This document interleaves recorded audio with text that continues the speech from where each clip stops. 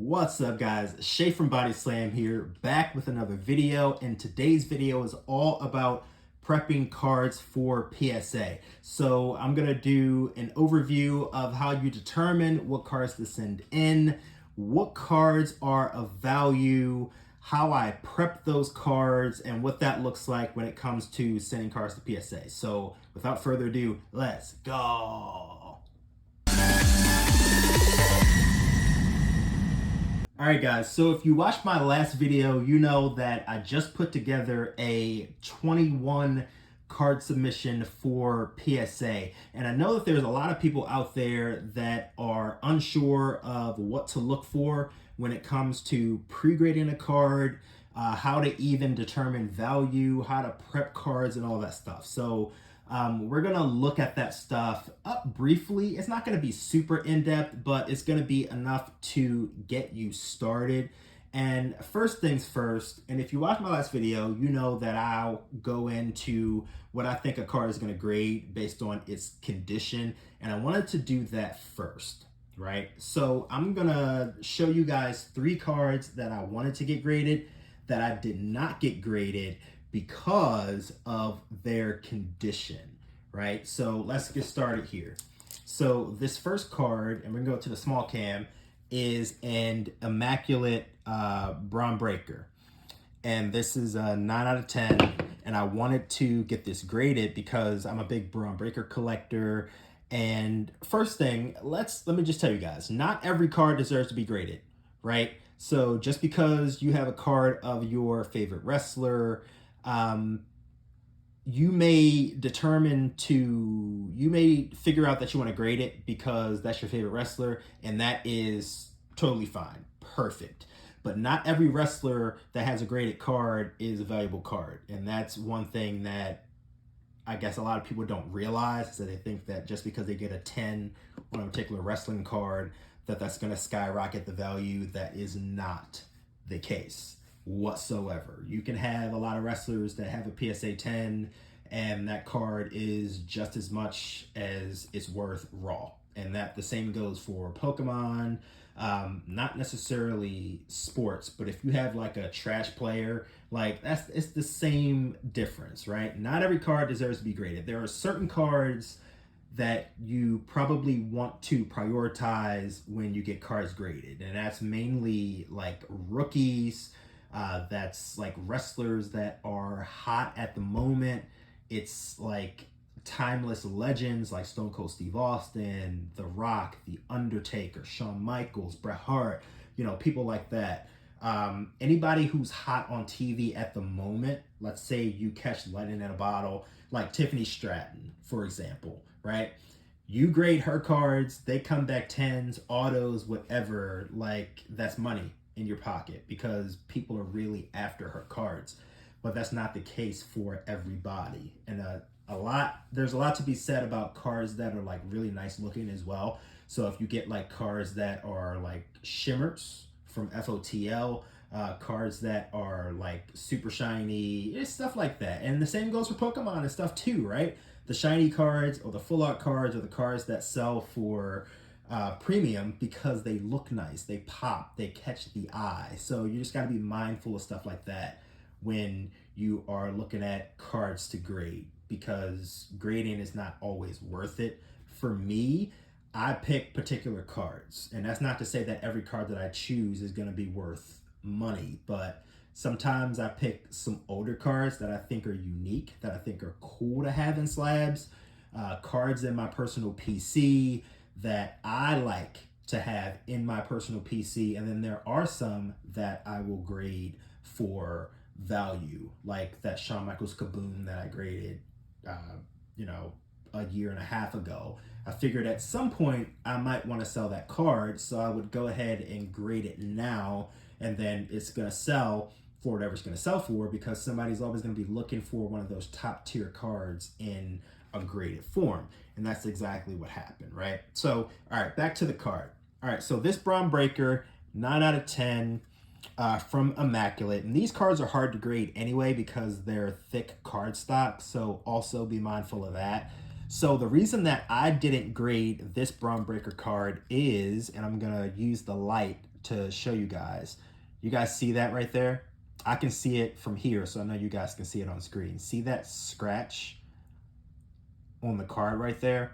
So that's immediately gonna bring me down to a 9 for sure, right? And I saw that as I put the card under the light. Everything else is great. Like the sides are great. There's no whitening on the sides, nothing like that. It's just that one dent. And then if I flip it over and I look again, there's another dent on here too, but you might not be able to see it. See it right there. See that other dent? There's another one right there. So yeah, this card's not going to grade a 10. It's probably going to grade a 9. If there was like a third dent somewhere, I might bring it down to an 8, but I think this is going to be a 9 for sure. But otherwise, I mean, this card is clean, but it's not going to grade perfectly, and I understand that. So I went ahead and slid that back into its sleeve and decided not to send this one in for grading. So that's one example of just checking your cards just to make sure that they aren't necessarily, if they're up to par or not, right?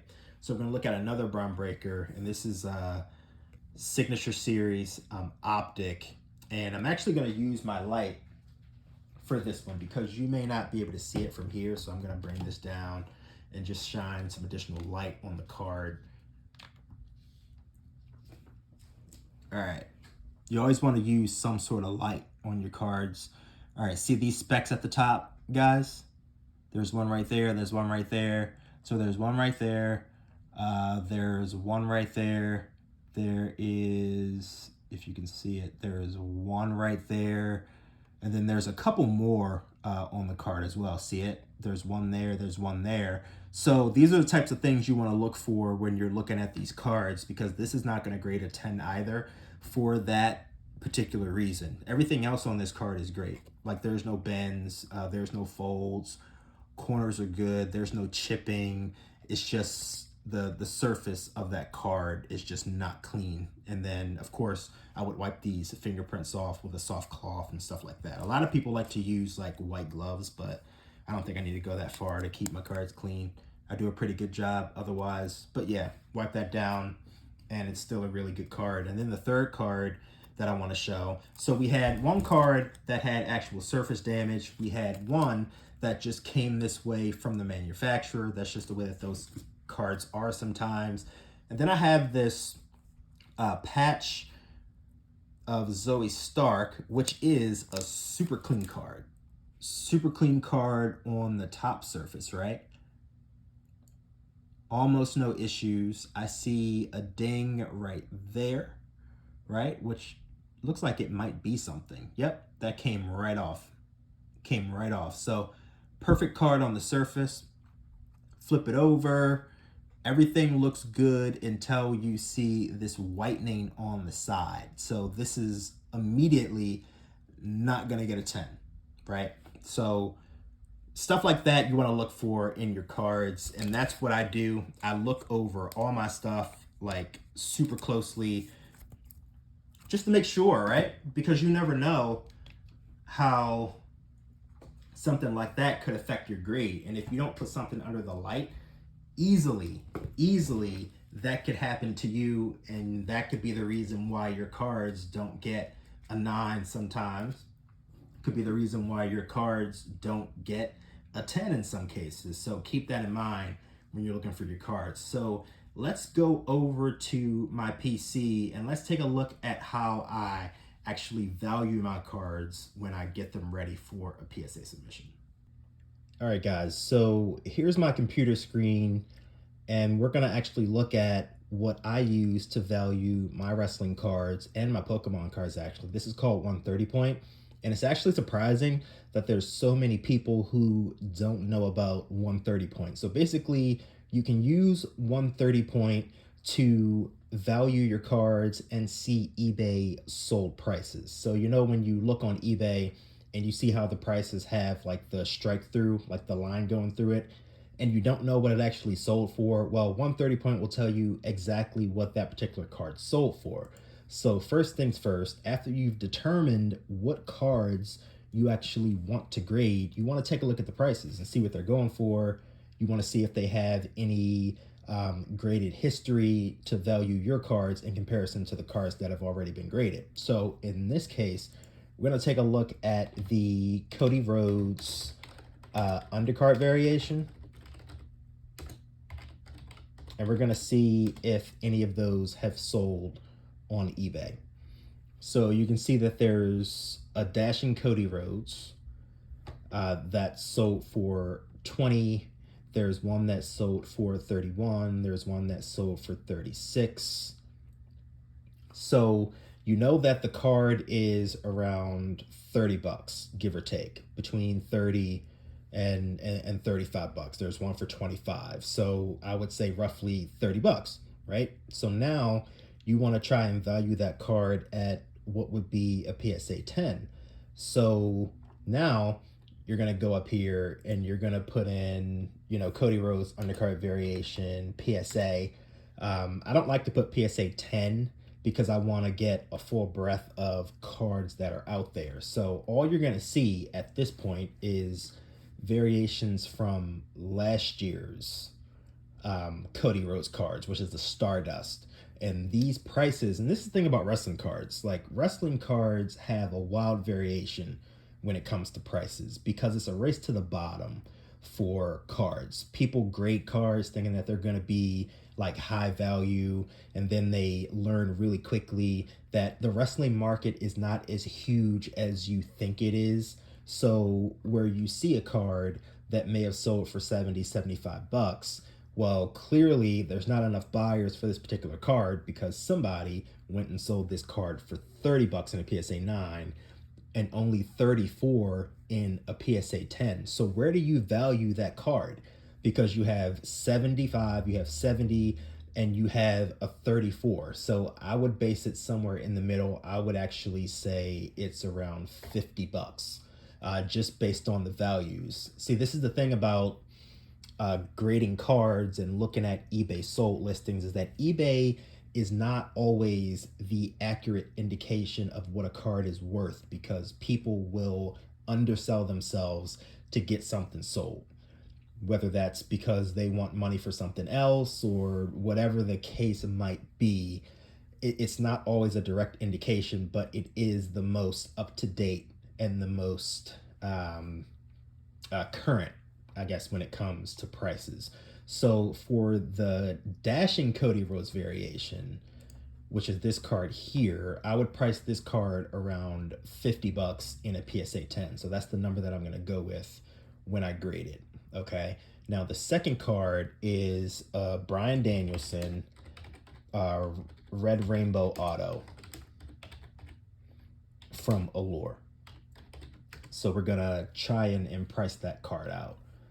So as you can see, the Red Rainbow Auto has sold for 76, it's sold for 50, and it's sold for 71. So roughly we're going to look at this being a $60 card, right? Has any of them graded in PSA? Looks like none so far. So I would actually go out on a limb and say that this $60 card in a PSA 10, because it's AEW, there's not as many AEW cards, and because it's Bryan Danielson, I would say that this is upwards of a $100 card. If you can find the right buyer, right? Because you want to be able to estimate it in the grade that you think it's going to get. And you don't want to really go off of feeling. You kind of want to go off of like past history, things that you've seen, from your own grading experience. So if you are an inexperienced grader and you don't know what the values of these cards are, you want to use a site like this, 130 Point, where you can look at, you know, sold listings, and you don't want to overvalue yourself and overvalue your cards, because then you're just going to set yourself up for failure. So the third card that we're going to look at is a Bron Breakker Gold Shimmer from 2024 FOTL Prism. So looks like, and it's only numbered to 5, so there's only 5 of these cards out there, but it looks like the one that did sell sold for 260 bucks. I wouldn't expect the next person to upload a GOAT Shimmer Braun Breaker for that card to sell for 260. I actually think that the value is probably gone down from that 260 if they go ahead and they put that on bid, right? So for this card, I'm thinking this card is going to agree to 10 because I think it's a perfect card. So I'm going to value this card in a PSA 10 around 300 bucks. But that's just me personally just thinking about how many of those cards are out there. There's only 5.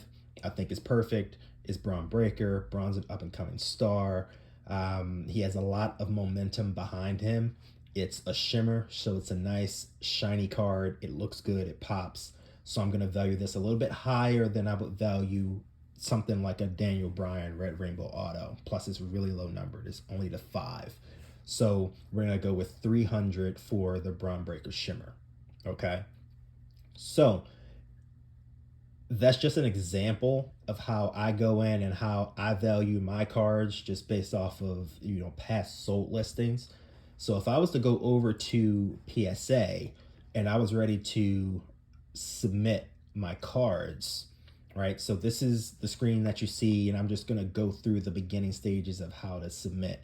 And then I'm actually not going to go through the actual full submission, but I'm going to show you guys how it looks after a submission's done and how to pack them up and how to get them out and send them out to PSA. So the beginning stages go like this. You would go in and you would start.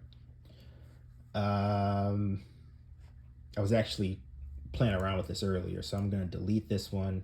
You're going to go to new submission, and then you're going to pick trading cards. There's a lot of different other options that they do too, like coins and pins and packs and tickets and stuff like that. So just go through, select continue. This is your general grading service right here. So this is where you want to be if you just want to do grading. If you want to do a dual service where they grade the auto and the card, you can do a dual service, but we're going to stay here with grading. Select and continue. And then these are all the different options and specials that PSA has going on at this particular time, right? So we're going to submit, I believe, 22 cards in total. So for me, I'm going to be looking right here at the value, 1980 to present, 45-day turnaround time. Max value for each card can be up to $500. And actually, we're doing value bulk here. Value bulk, 1980 to present, 45 days, 500 max value is going to be $19 per card, right? So select and continue.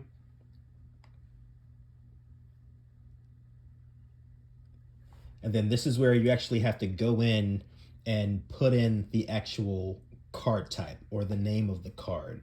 So what you can do here is you can start typing in Cody Rhodes, and you can go undercard variant. And it'll go in and it'll pull up all these different like card types. A lot of it'll be preset.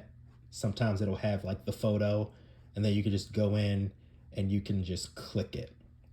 But in this case, the card's not coming up. So actually, when you go in and you put these in, you typically start with the year. You say 2024, and then you'll choose Panini, and then you'll type in Prism, then you'll put in WWE, and then you'll put the name of the actual wrestler. So 2024 Panini Prism WWE Cody Rhodes, and then I'll put in undercard because that's the actual set, and the card may still not come up. You never know. Sometimes you may have to go in and you might have to put something in manually. Now, if I put in undercard variant or variation, the card may or the card may not come up. So it may be something that I need to go in and put in all on my own because it's not there, right? So let's look at 2023. Is there a 2023 version that could be there, or is it called Stardust because the name of the card is Stardust, right? Boom, there's your listing. 2023 Panini Prism WWE 1 Stardust undercard variation. So if I want to go and add one in manually, I would just take this tag, 2024 Prism WWE, then the number of the card, 132, Cody Rhodes undercard variation. So let's go ahead and let's add something in manually. We're going to go 2024 Panini Prism WWE Dashing Cody Rhodes 132 undercard variation. We're going to add it manually, one card, and we price that at $50, and then we're going to go ahead and save it. And then it's going to add to the bottom of my listing here, and that's going to be my first card. And then that's what I'm going to do for every card thereafter until I have all 20 cards, and then I'm going to go ahead and I'm going to proceed to checkout. But that's just an idea of how you would go into PSA and put the actual card into the system. All right, guys, real quick, wanted to show you how I actually pack my cards when they go into the box for PSA. So clearly you see when I put my cards in these card savers, the reason that we do these card savers is because PSA doesn't want cards put into like top loaders. They want these semi-rigid card sleeves.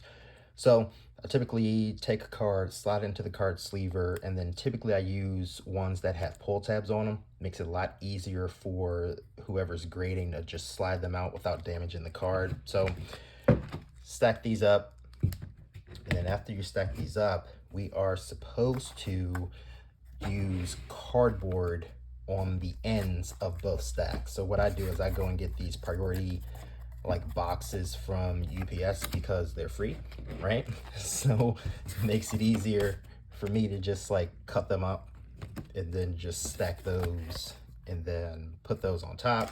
And then we'll take some rubber bands, which you can grab from Walmart, Target for a couple bucks. And you want to wrap these around the stack of cards. And you don't want it to be like super tight because you don't want to damage the cards. But the cardboard actually helps to tighten the rubber bands. And you can put them around however many you want, just to make it as tight as you want. But you don't want it like super tight. You do want a little bit of give to it so that they don't move. Some people like to put it around the whole entire front and the sides. I just do the sides. I mean, they're not moving, they're snug. So once you get a nice fit, then you can just lay them on top of either some bubble wrap. Some people use bubble wrap. I actually use these like small, like padded sleeves. Kind of wrap it like this. Kind of like you're wrapping a burrito. If you are a burrito person, you know exactly what I mean. And then I'll wrap that up tightly. And then I'll take some tape. Put it around the edges. Like so. Like the art teacher used to say, do this like so. Tighten that up. Boom, boom. And there you go. A nice protected pack of cards. And then you would just slide this into the box with some paper, some cover, just make it nice and snug so it doesn't shake around.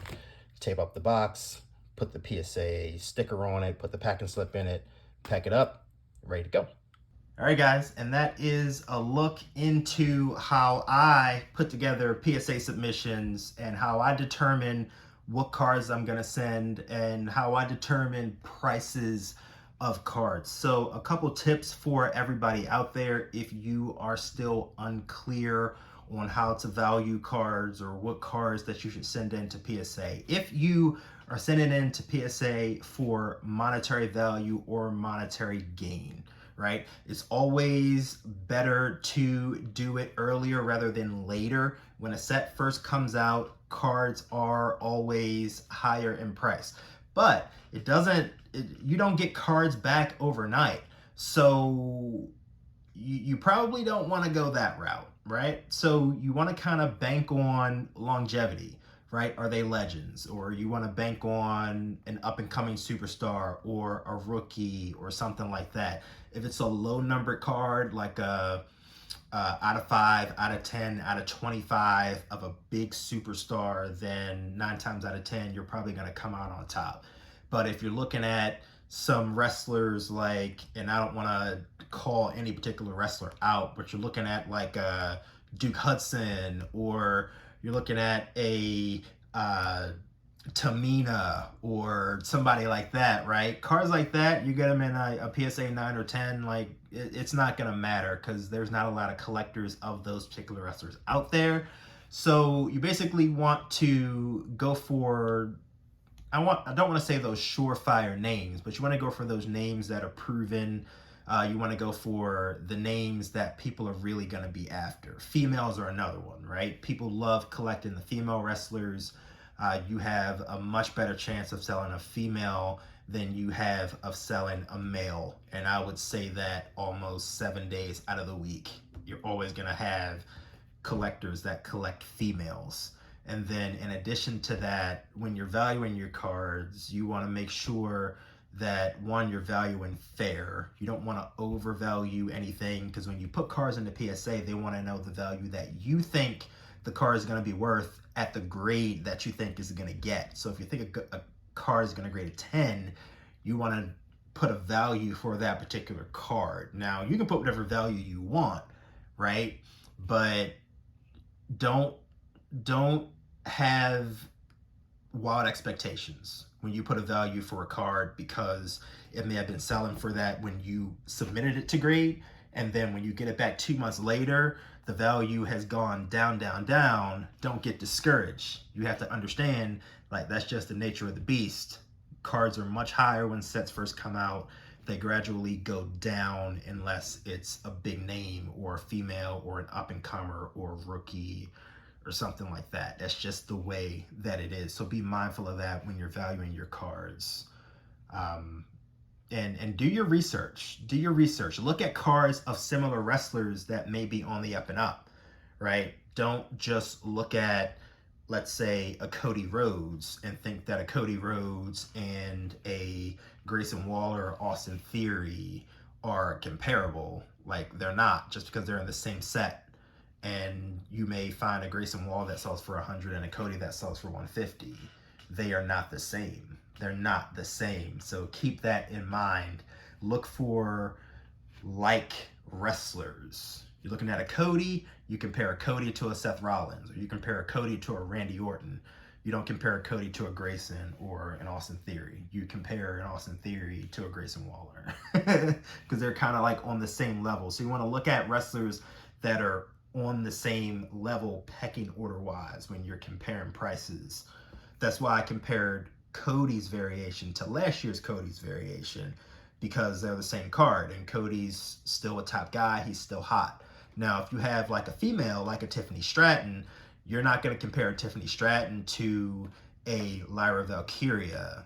They're just not the same. You're going to compare a Tiffany Stratton to a Becky Lynch. You're going to compare a Tiffany Stratton to an Alexa Bliss. Those top females that people will absolutely spend money on. And those are my tips, guys. Sorry, this was like a long video today. I don't think I've ever done a video this long, but it's all good. I hope if I'm able to help 1-2 people from this video, you know, mission accomplished, right? And I'm not an expert. This is just the way that I do things. This is one way of doing things, and this is the way that works for me.